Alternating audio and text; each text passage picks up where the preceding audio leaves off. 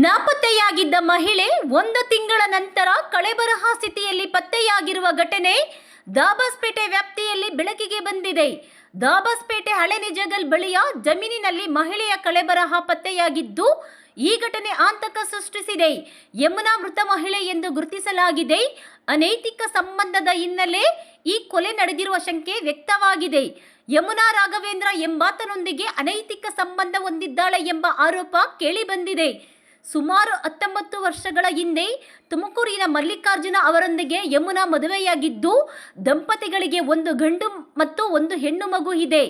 ಯಮುನಾ ತುಮಕೂರು ನಂದಿಹಳ್ಳಿಯ ರಿಲಯನ್ಸ್ ಕಂಪನಿಯಲ್ಲಿ ಕೆಲಸ ಮಾಡುತ್ತಿದ್ದು, ಮಾರ್ಚ್ 21ರಿಂದ ಏಕಾಏಕಿ ನಾಪತ್ತೆಯಾಗಿದ್ದರು.